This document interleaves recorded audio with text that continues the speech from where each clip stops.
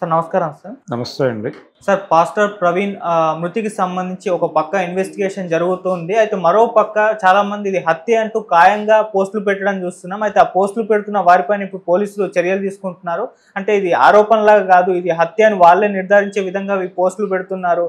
రెండు మతాల మధ్య వీళ్ళు విద్వేషాలను సృష్టిస్తున్నారు అన్న కారణంగా ఒక వ్యక్తిని ఆల్రెడీ అరెస్ట్ చేశారు. ఇక మీదట ఎవరు పెట్టినా కూడా అరెస్ట్ చేస్తామని కూడా వాళ్ళు ఆ యొక్క హెచ్చరిక అయితే జారీ చేశారు సార్. మరి ఇప్పుడు ఫస్ట్ టైం ఒక వ్యక్తి అయితే అరెస్ట్ అయ్యాడు పాస్టర్ ప్రవీణ్ గారి విషయంలో ప్రచారం చేసినందుకు గాను. మరి దీన్ని ఏ విధంగా చూస్తారంటారు సార్ మీరు? అంటే ఆ రోజు అక్కడ చాలామంది అసెంబుల్ అయ్యి హ్మ్. ఇదే అభిప్రాయం వ్యక్తం చేశారు. వారందరినీ అరెస్ట్ చేయాల్సి ఉంటుంది. హ్మ్. అంటే ఈ అరెస్టులు చేయటం ద్వారా విద్వేషాలు వాళ్ళు రెచ్చగొడుతున్నారు. హ్మ్.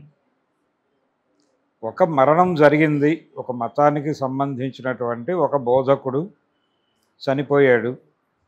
చనిపోయినప్పుడు అతనికి సంబంధించిన మతం తాలూకా వారు ఇది హత్య అని మేము అనుకుంటున్నాము, అనుమానిస్తున్నాము అని చెప్పారు.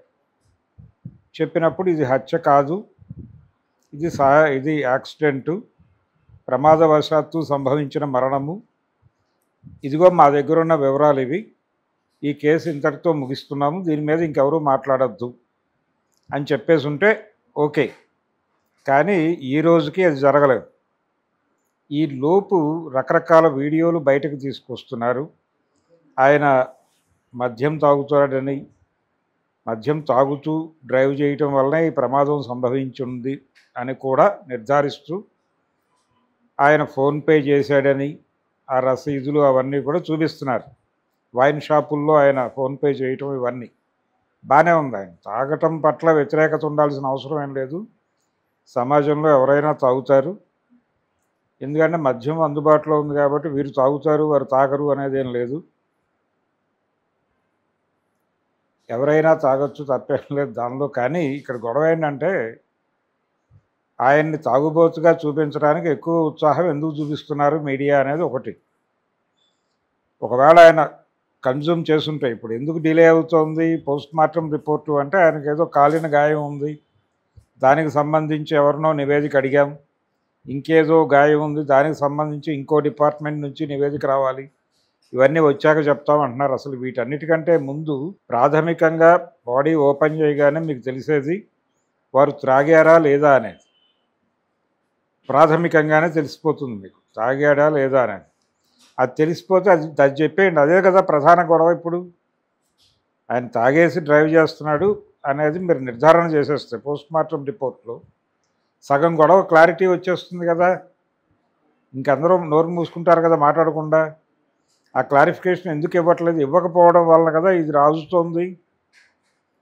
ఈ రాజటంలో వాళ్ళు అనుమానం మాట్లాడుతూనే ఉన్నారు నిరంతరంగా. మాట్లాడటం తప్పు అంటే ఎలాగా? ఇన్ ది సేమ్ టైం అదే టైంలో అవతల వైపు నోరు మూసుకుని లేరుగా వాళ్ళు కూడా. వాళ్ళు మాట్లాడుతూనే ఉన్నారుగా. వాళ్ళు ఏమంటున్నారు?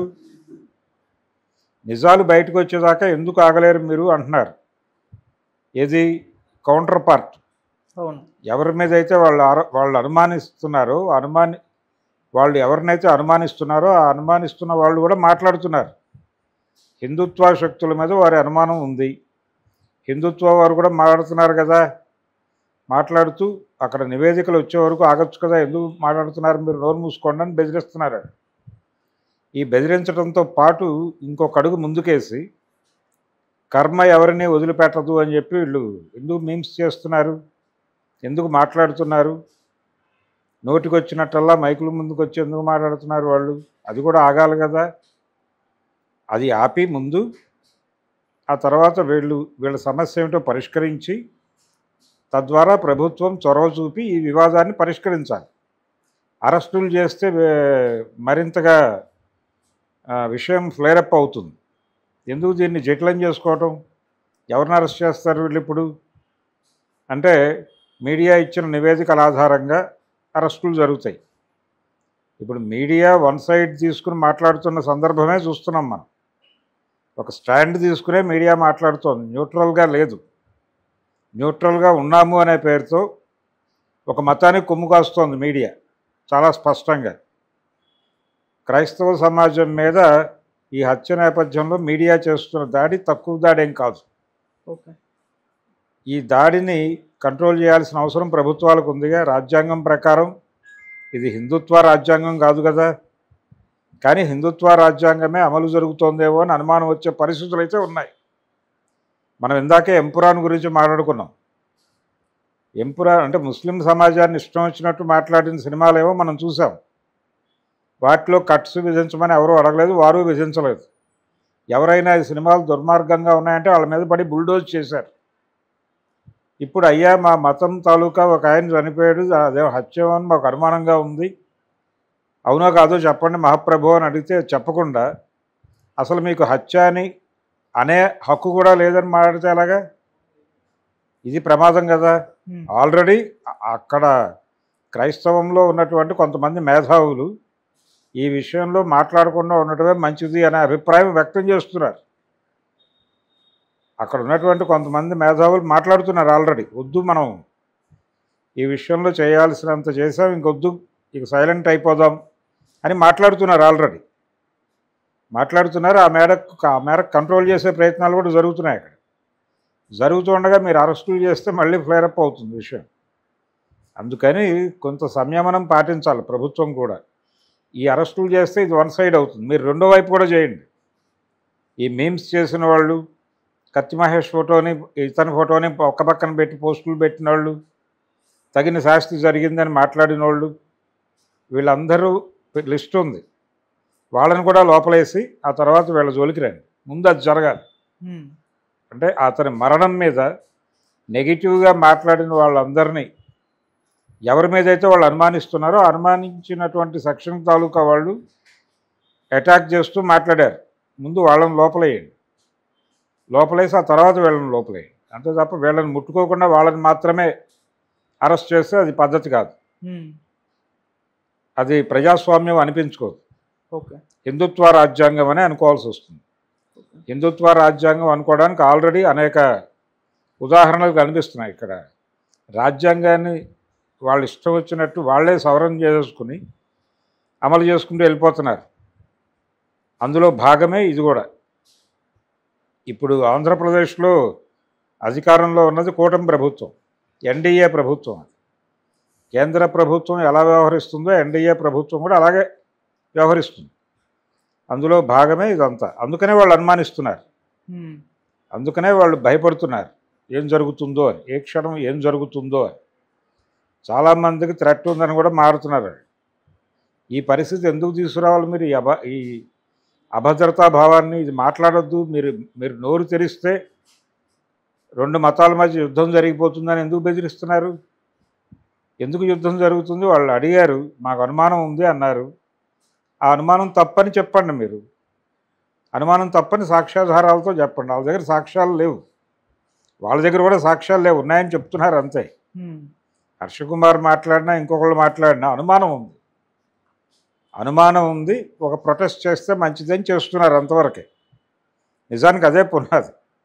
కాకపోతే ఇటువైపు నుంచి ఇది డిలే కావటము, క్లారిటీ లేకపోవటము, అతని క్యారెక్టర్ మీద రకరకాల వార్తలు ప్రచారం కావటము, దానికి సరైనటువంటి వివరణ లేకపోవటము, ఈ పోస్ట్మార్టం రిపోర్ట్లో ప్రాథమికంగా తేలిన విషయాలు కూడా బయటకు మాట్లాడకపోవటము, ఇవన్నీ కలిసి ఒక గందరగోళ వాతావరణాన్ని కల్పించినాయి.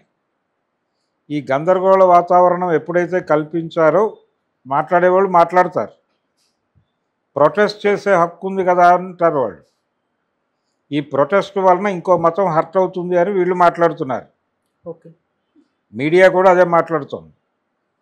ఎందుకు హర్ట్ అవ్వాలి? అంతకుముందు ఆయన్ని చంపేస్తాం, ఆయన కుటుంబ సభ్యులను చంపేస్తాం అన్నోళ్ళు ఉన్నారుగా మీడియా ముఖంగా. మరి వారందరూ లైవ్లోనే ఉన్నారు కదా. మీరు ముందు ఇమ్మీడియట్గా ఆ సమస్య పరిష్కారం కావాలంటే ప్రాథమికంగా వారు తాగారు అనే దాన్ని నిర్ధారించండి ముందు. ఆ పోస్ట్మార్టం రిపోర్ట్లో ఓపెన్ చేయగానే మీకు అర్థమై ఉంటుంది కథ.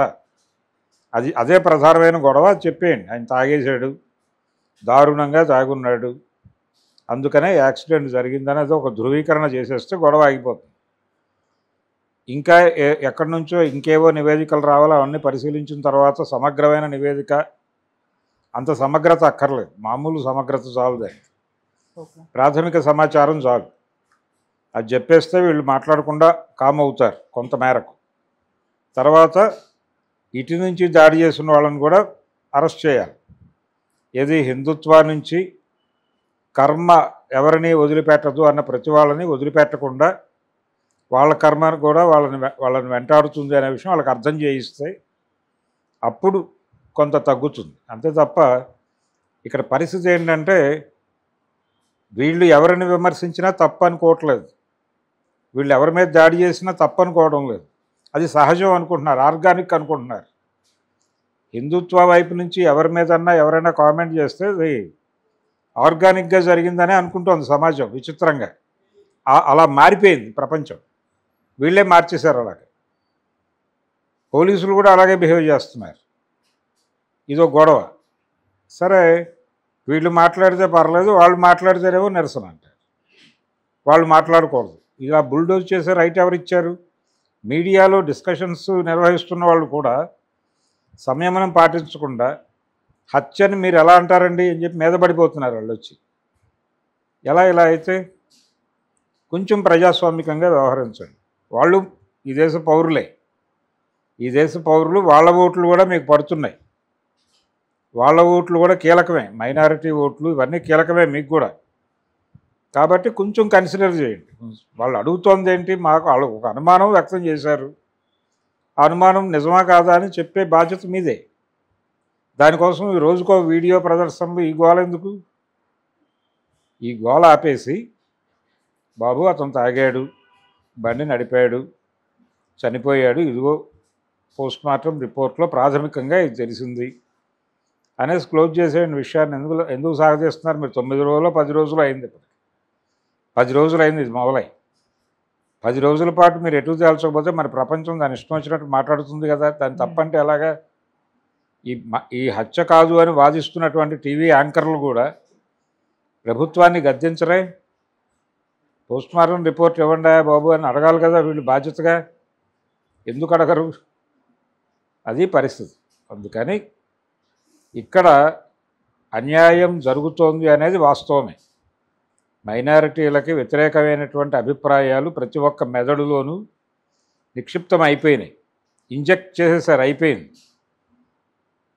వీళ్ళు చేసేది మాత్రమే శృంగారం అనేటువంటి పరిస్థితికి వెళ్ళిపోయారు. తప్పు కాదు, అవతల వాళ్ళని కొట్టినా తప్పు కాదనే ఇవి కూడా ఎక్కేసినాయి బాడీలోకి, అందరి శరీరాల్లోకి. అందుకని ఒక విచిత్రమైన వాతావరణంలో ఉన్నాం మనం. ఇప్పుడు సంయమనంతో మాట్లాడటం కుదరదు. అరుస్తారు, ఎవరైనా అరుస్తున్నారు, ఆల్రెడీ అరుస్తున్నారు. అవతల వాళ్ళ నోరు మూయించే ప్రయత్నం బలంగానే జరుగుతుంది. అందులో భాగమే ఈ అరెస్టులు అనుకుంటారు. అంతకుమించి ఇదేదో ప్రజాస్వామ్యం, వీళ్ళేదో ఇక్కడ మత ఘర్షణలను నివారించడం కోసం అరెస్టులు చేస్తున్నారని ఎవరు అనుకోరు. మీరు రెండు వైపులా అరెస్ట్ చేస్తే అప్పుడు అనుకుంటారు. ముందు మీరు చేయాల్సింది మెజారిటీ మతం నుంచి వచ్చినటువంటి విమర్శలని వాళ్ళ నోరులు మూయించి వాళ్ళని ముయ్యండి ముందు, ఆ తర్వాత వాళ్ళ జోలికి వెళ్ళండి. Okay sir, thank you so much sir. Thank you.